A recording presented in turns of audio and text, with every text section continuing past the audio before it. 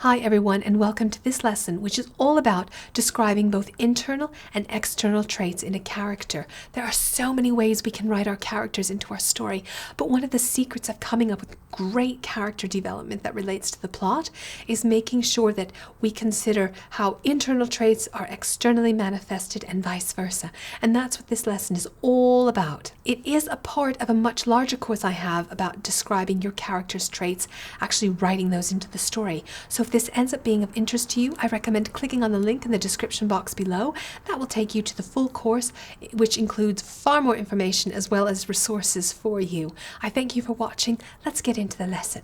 When we think about writing our character descriptions, there are two sort of aspects of our character that we can talk about. We can talk about their internal life and internal thoughts, and we can talk about things external to them. And you want to have a variety of both of these things in your writing. So let's take a moment and look at the variety of things that you can say about your character so that you have very fleshed out character descriptions. It is so important that when you're describing your character, you're connecting your reader with his or her internal life, what's going on in his head or her head. Again, this is what's really going to allow us to connect with your character.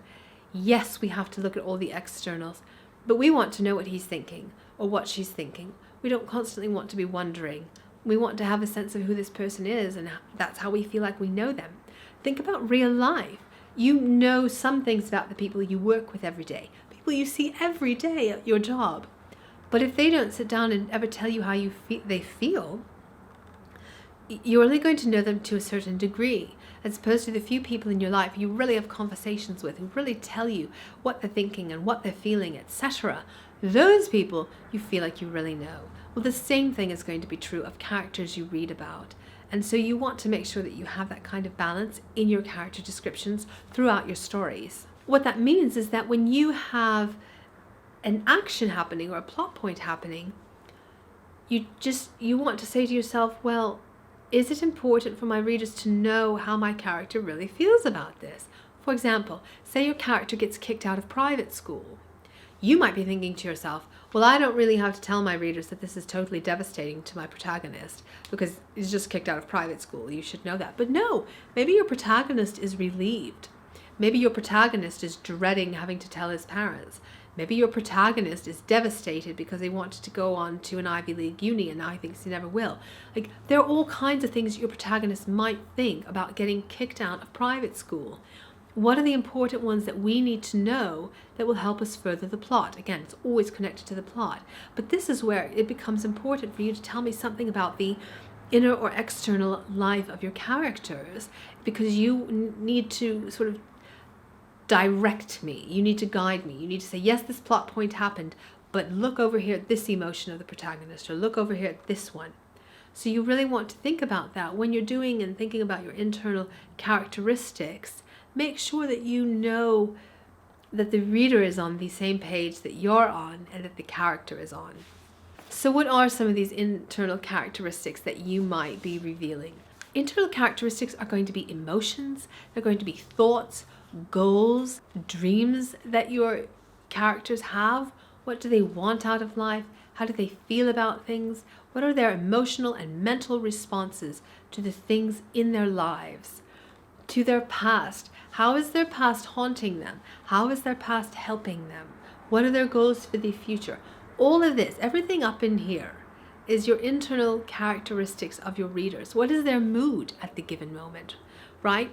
Your character might overall be a really happy, positive person, but in this scene, your character is blue and sad, and then at the moment their emotions are down. So there are not only the overarching characteristics of your character in general, but then there are the immediate characteristics of your character in this situation. And this is what becomes so important about developing your character over the whole novel, over the whole story, is that you might have that character who is on the whole very upbeat, but in this scene happens to be uncharacteristically sad. Well, how are you going to make it so that as a reader, I know that this character is uncharacteristically sad right now, as opposed to just, this is a sad character?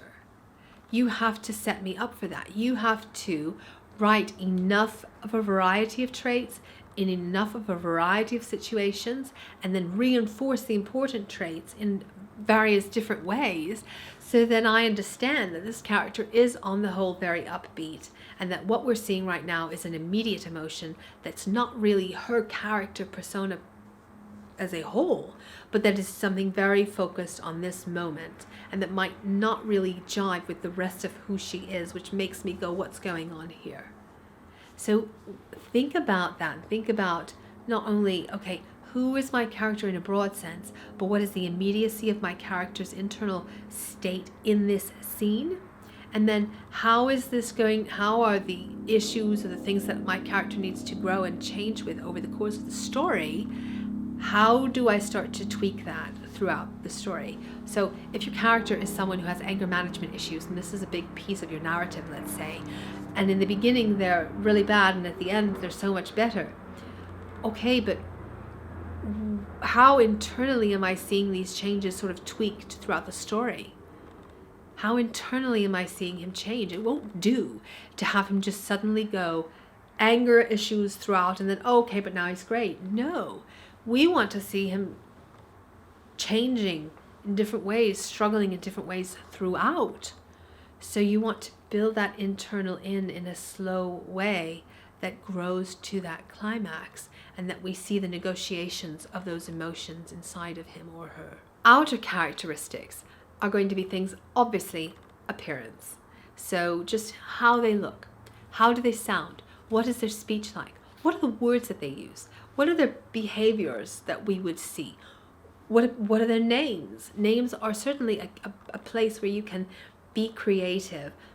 Two authors who come to mind as being authors who really do think creatively about names would be J.K. Rowling, with names like Severus Snape, which sort of sounds slippery and sneaky and seems to fit his characteristics. And certainly someone like Charles Dickens, who is very creative with names, and names like Uriah Heep, which just sounds like this strange, odd person who is in fact Uriah Heep's personality. So think about the names of your characters. Also think about not just names, appearance, how they speak, and sort of their actions in general, and how they move, or all of that, but think about their situation in the community, because that would be an external thing as well. Is she popular at school? Is he wealthy and respected in his community?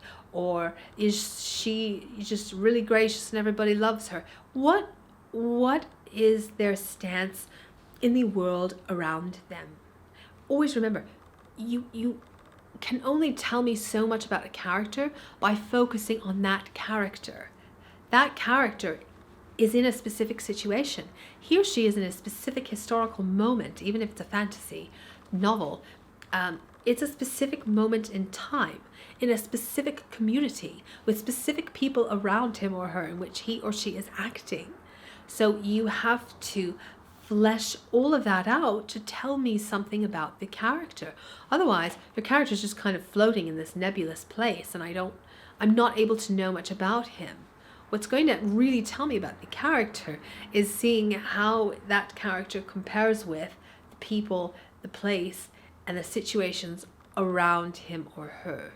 So you've got to make sure that your setting and all of that is really solid, and that you are making sure to connect your character with it, so that I understand a lot more about him or her. In this next video, I'd like us to just go over a variety of sort of tips and pieces of advice about character development and about actually writing your character into your stories, things that you should be thinking about for your writing.